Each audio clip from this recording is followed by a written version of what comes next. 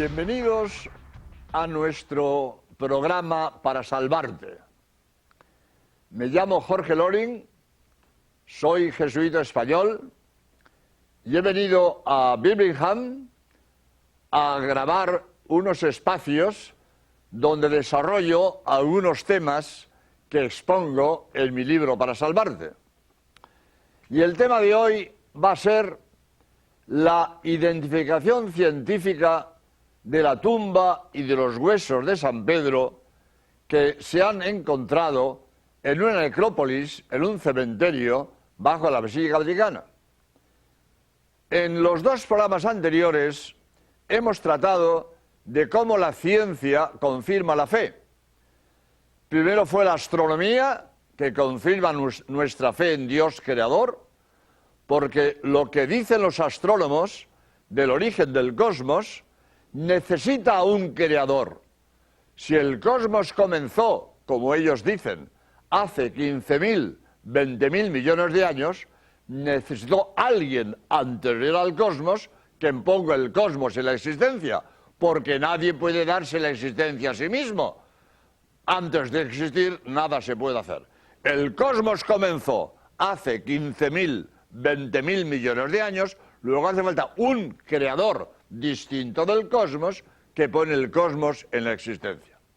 El programa anterior fue la Sábana Santa de Turín, que demuestra que Cristo es Dios, porque si la Sábana Santa tiene grabada a fuego la imagen del cuerpo de Cristo por una radiación que salió del cuerpo de Cristo en el momento de la resurrección, entonces demuestra, la Sábana Santa confirma que Cristo resucitó.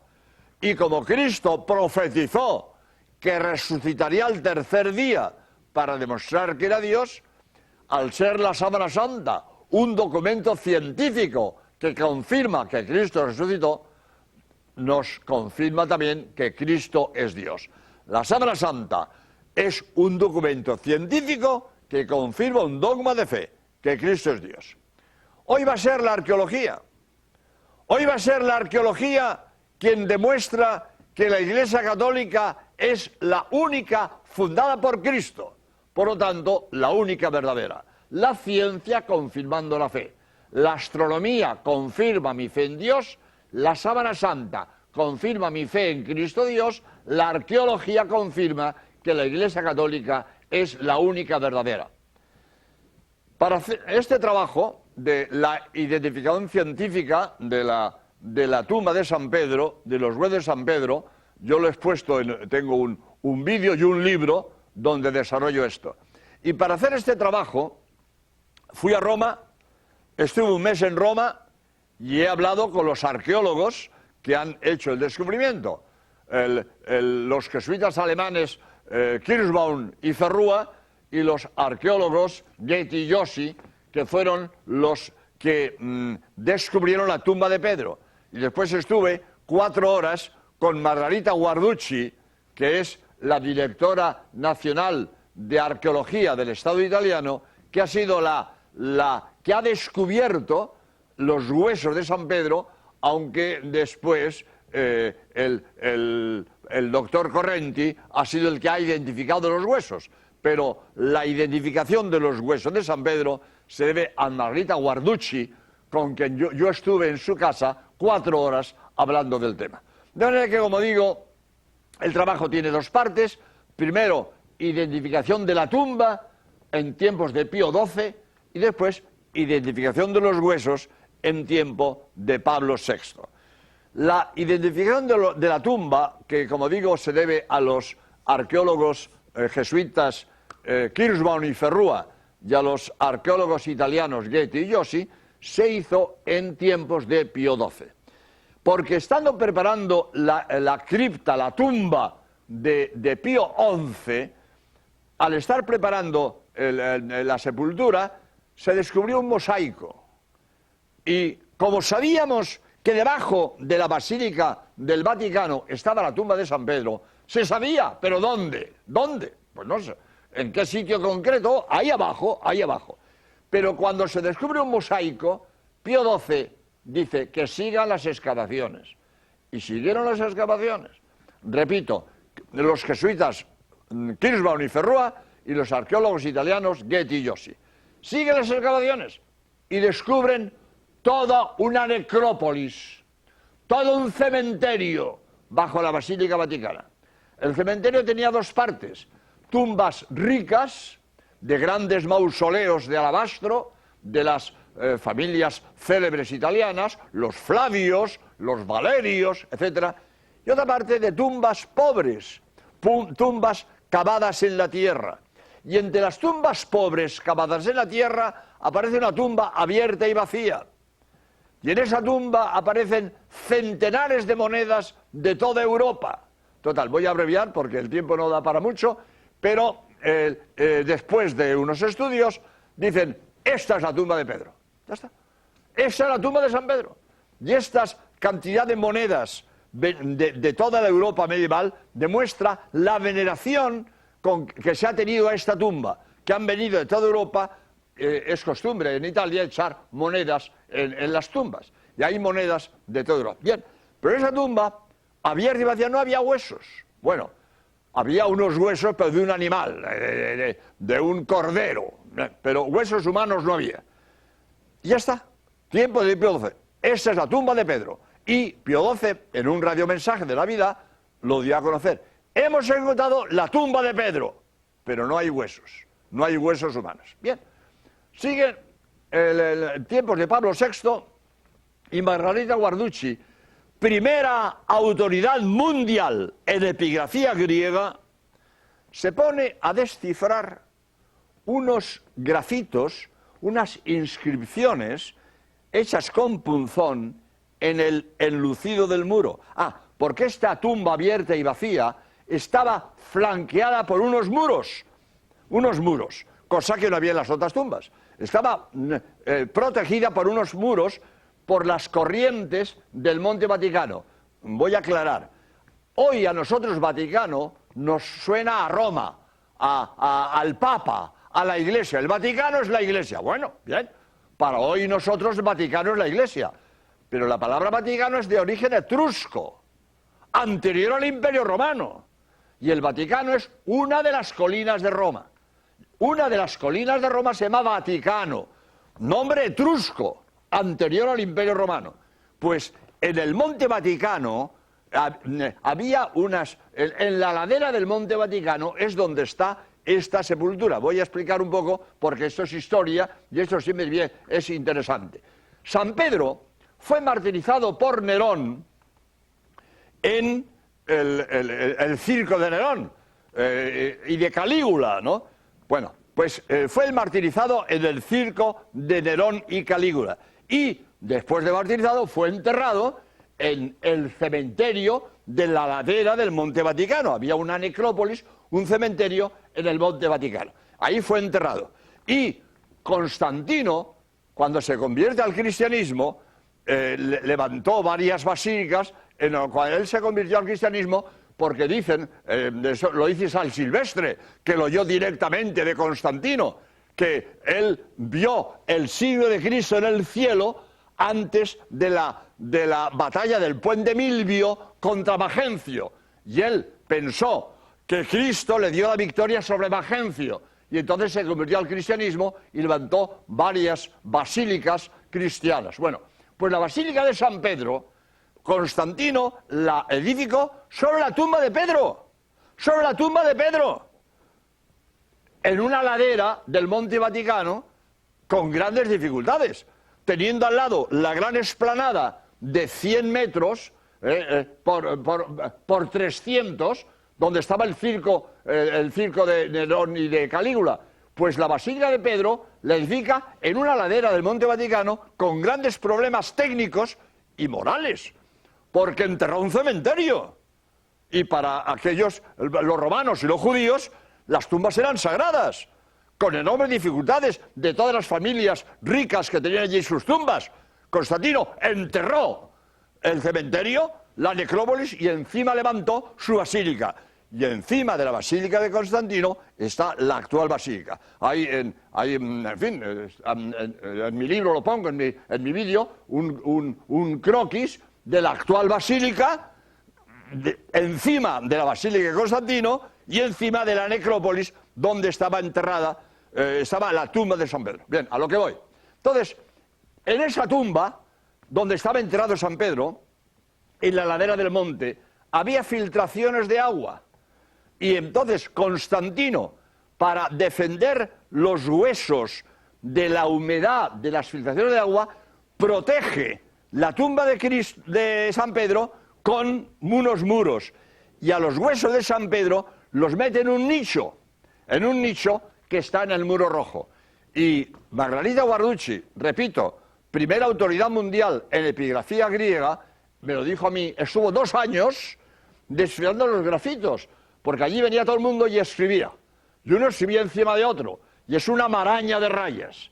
Y Margarita Guarducci, 2 años de estudio, ha publicado después su estudio en un enorme trabajo que ha sido premiado por ¿cómo se llama? El Instituto de Investigación Italiana, no me sé exactamente el nombre, pero el premio a la investigación italiana por el Estado italiano. Bien, pues ese estudio de Margarita Guarducci, descifrar los grafitos que había en el muro G, se llama muro G por los grafitos que había escrito. Y descubre, en esos grafitos, descubre varias frases muy bonitas. Pedro pide por los cristianos sepultados junto a tu cuerpo. Ahí escrito. Y más, pero para abreviar. Y descubre un grafito que pone, Pedro está aquí. Cuando Margarita Guarducci descifra el grafito, Pedro está aquí, manda que piquen ahí dentro. Pican el muro y detrás de ese muro aparece un nicho cubierto de mármol blanco, con unos huesos. Se estudian los huesos. El profesor Correnti, de Palermo, estudia los huesos. Primero, huesos de ratón. Un ratoncillo se coló por una rendija, no pudo salir y allí se murió. Y después, huesos de varón. Primero, huesos humanos, todos de la misma persona, de sexo varón, de complexión robusta, que murió en edad avanzada y murió en el siglo I. Y yo le pregunto a Margarita Guarducci, oiga, ¿qué porcentaje de seguridades tenemos de que estos huesos sean de San Pedro? Y me dice Margarita Guarducci, el 100%. Por la directora nacional de arqueología del Estado italiano, el 100% de seguridades que esos huesos son de San Pedro. Me dice Margarita Guarducci, si buscamos los huesos de San Pedro, ¿qué buscamos? Hueso de varón. Ahí tenemos hueso de varón. De complexión robusta. San Pedro era pescador. Varón de complexión robusta. Que murió en edad avanzada. Que vivió en el siglo I. Todos los datos que buscáramos de San Pedro los tenemos en estos huesos. Estos huesos... Ah, y otra cosa interesante. Y estos huesos han estado envueltos en un rico paño de púrpura y oro, porque están manchados del rojo de la púrpura. Han sido huesos muy venerados que Constantino los envolvió en un rico paño de púrpura y oro para tenerlos. O sea, han sido huesos muy venerados. Y otro detalle interesante, estos huesos, mientras los huesos de ratón están limpios de tierra, estos huesos, envueltos en el rico paño de púrpura y oro, tienen tierra adherida similar a la tumba abierta y vacía que descubrieron Kirschbaum, Ferrua, Goethe y Joshi. La misma tierra de la tumba abierta y vacía de San Pedro, esa tierra adherida hay en los huesos que se han encontrado en el nicho que hay donde junto a la tumba abierta y vacía que habían descubierto los arqueólogos Kirschbaum, Ferrua, Goethe y Joshi. Es decir, para abreviar, porque quiero decir otra cosa después, es decir, podemos tener la seguridad de que hemos encontrado la tumba de Pedro, de que hemos encontrado los huesos de San Pedro. Están en una necrópolis bajo la Basílica Vaticana. Ahora bien, esto para nosotros católicos es de un enorme valor. de un enorme valor. Ahí está Pedro, en que Cristo fundó su iglesia. ¿Y dónde está Pedro? Debajo del altar papal, debajo del baldaquino de Bernini, debajo de la cúpula de Miguel Ángel. Ahí está Pedro y encima su legítimo sucesor. Hay una continuidad local de San Pedro a Juan Pablo II. No solo por la historia, que tenemos la lista de más de 260 papas desde San Pedro a Juan Pablo II. Tenemos toda la lista de papas desde San Pedro a Juan Pablo II. La historia nos demuestra que Juan Pablo II es legítimo sucesor de San Pedro. Pero no solo la historia, la arqueología. Es que descubrimos los huesos de San Pedro debajo del altar papal. Es que todos los papas de Roma han dicho misa sobre la tumba de Pedro, sobre los huesos de Pedro. Continuidad local. Conclusión. Para nosotros importantísima. Conclusión. El que quiere estar en la iglesia de Cristo tiene que estar en la iglesia católica, la única que Cristo fundó. Cristo fundó una sola iglesia, en Pedro. Tú eres Pedro, y sobre esta piedra edificaré mi iglesia. Cristo hace un juego de palabras. En español, Pedro y piedra se parecen, pero en arameo, que es la lengua que usaba Cristo, Pedro y piedra es la misma. Kefa, Kefa. Cristo hace un juego de palabras, le dice a Pedro, tú eres Kefa, y sobre esta Kefa edificaré mi iglesia. Cristo funda su única iglesia en Pedro, y el único legítimo sucesor del mundo de Pedro, el Papa de Roma. Quien quiere estar en la iglesia que Cristo fundó en Pedro, tiene que estar en la iglesia del Papa de Roma, la única en el mundo fundada por Cristo. Para un católico eso es muy importante, para estar seguros en nuestra fe y no dejarnos comer el coco, como hacen muchos desgraciados que se dejan engañar por los testigos de Jehová, o por los mormones, o por los adventistas, o por quien sea. Todas las iglesias protestantes, fundadas por hombres, todas fundadas por hombres, sabemos quién, cuándo y dónde. Los testigos de Jehová, fundados el siglo pasado por Russell, los mormones, el siglo pasado por Smith, todos los protestantes, fundados por hombres, sabemos quién, cuándo y dónde. Y todos vienen de Lutero, todos vienen de Lutero. Antes de Lutero no había protestantes.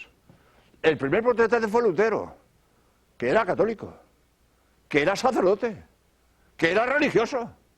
Se pelea con el Papa, rompe con la iglesia y funda su iglesia. Y los luteranos son los primeros protestantes. Y antes de Lutero no había protestantes. Herejías ha habido siempre. Desde los primeros tiempos del cristianismo ha habido herejías. Qué sé yo, valdenses, montanistas, priscilianos, montones de herejías desde de los primeros siglos, pero herejías independientes. No tienen unidad con el protestantismo, no tienen unidad de doctrina, no tienen unidad de gobierno, no han formado una misma comunidad en el tiempo. Herejías independientes. Pero todas las iglesias protestantes de hoy, todas vienen de Lutero.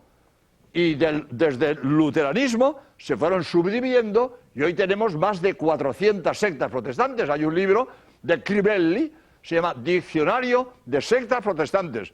Tiene más de 400. Y todas estas 400 sectas protestantes, todas vienen de Lutero. Y antes de Lutero no había protestantes. Yo suelo decir, cuando hablo de esto, perdonad si a alguien no le gusta, pero yo digo un medio chiste, que yo me invento, pero que da luz a esto. A lo mejor a alguien no le gusta que diga esto, pero lo digo porque lo digo siempre, pues no tengo por qué no decirlo aquí. Yo digo esto. Si una señora tiene un hijo 15 años después de morir su marido, ¿será de su marido? Pues el protestantismo nace 15 siglos después de morir Cristo. Si el protestantismo nace 15 siglos después de morir Cristo, ¿cómo Cristo va a fundar el protestantismo? El protestantismo lo fundó Lutero. Y después de Lutero, todos sus seguidores se han ido subdividiendo. Pero ninguna iglesia protestante, pues, ni lo dice. que fue fundada por Cristo. No puedes decirlo. Sí, se coge la historia de cada iglesia protestante y nada, llegaron hace unos cuantos años. Todas comenzaron recientemente. Ninguna puede decir que fue fundada por Cristo hace 2000 años. Los católicos lo podemos decir. Nuestra iglesia católica fue fundada por Cristo en San Pedro y el único legítimo sucesor de San Pedro en el mundo, Juan Pablo II, el Papa de Roma. Por lo tanto, que quede claro que el que quiera estar en la iglesia que Cristo fundó en Pedro, tiene que estar en la iglesia católica, la única fundada por Cristo, y Juan Pablo II, el único legítimo sucesor de San Pedro. Por lo tanto, la arqueología encuentra los huesos de San Pedro, encuentra la tumba de San Pedro, debajo del altar papal, en una necrópolis bajo la Basílica Vaticana, y la arqueología me confirma mi fe en la Iglesia Católica, porque me confirma que el único en el mundo legítimo sucesor de San Pedro es Juan Pablo II, el obispo de Roma. Pero no quiero terminar porque sería injusto que alguien saque la conclusión de lo que he dicho, que todos los católicos seamos buenos y todos los protestantes sean malos, porque eso no es verdad. Entre los católicos hay católicos indeseables. Entre los protestantes hay protestantes de buena fe, que son excelentes personas. Pero la buena fe de un protestante no convierte el error en verdad. El protestante está equivocado, aunque sea buena persona, está equivocado. Hay que distinguir que su vida sea honrada y honesta y sus ideas estén equivocadas. El protestante está equivocado, aunque sea buena persona, está equivocado. Su iglesia no la fundó Cristo, la fundó un hombre. Y el católico está en la verdadera iglesia de Cristo. Y si es mal católico, se irá al infierno. Pero el que él sea mal católico no quita que esté en la verdadera iglesia de Cristo. Lo que pasa es que no basta estar en la iglesia de Cristo, hay que cumplir con la iglesia de Cristo. Hay que ser fiel a la doctrina de Cristo. Y el católico que es fiel a Cristo se salvará. Y el católico que es mal católico se condenará. Pero hay que distinguir entre que la iglesia católica es la verdadera y que todos los católicos sean buenos, porque los hay malos. Y que la iglesia protestante está equivocada, aunque haya protestantes que son excelentes personas. Pero quiero advertir que a veces se oye decir, para atacar a la iglesia católica, porque hay católicos indeseables. Pues hay que ver el católico ese que es un tal, hay que ver el otro católico que es un cual. Pues sí, hay malos católicos. Pero para ver si un árbol es bueno, no miro la fruta podrida caída del árbol. Para ver si un árbol es bueno, mira la fruta pujante de sus ramas. Para ver si la iglesia católica es buena, no miremos a los malos católicos, que es la fruta podrida caída del árbol. Miremos los santos. Son exponente de lo que la iglesia da de sí. Los santos son representativos de lo que es la iglesia de Cristo. Y los santos nos dan ejemplos de heroísmo y de virtud. Pues el ejemplo de lo que da de sí la verdadera iglesia de Cristo son los santos, que es la fruta pujante que cuelga de sus ramas, y no los malos católicos, que por desgracia los hay, pero los malos católicos es la fruta podrida caída del árbol de la iglesia. Por lo tanto, voy a terminar con esta idea de que la iglesia católica es la única fundada por Cristo, la única verdadera, pero no todos los católicos somos ejemplares. En la iglesia católica hay buenos, malos y regulares. Y ya dijo Cristo que la cizaña crecía al mismo tiempo que el trigo. En la iglesia católica hay trigo bueno y cizaña. Y los protestantes están equivocados, aunque algunos nos pueden dar ejemplo de virtud y de honradez. Nos pueden dar ejemplo, pero eso no quita que estén equivocados, porque la buena fe del equivocado no convierte el error en verdad. Yo puedo tener un administrador que me lleva las cuentas y me dice, él cree que 2 y 2 son 5. No me quiere robar, está equivocado. Yo no le digo ladrón, pero le digo que está equivocado. Usted será buena persona, pero está equivocado. 2 y 2 son 4, no 5. Por lo tanto, la buena fe del equivocado no convierte el error en verdad. La verdad es es verdad.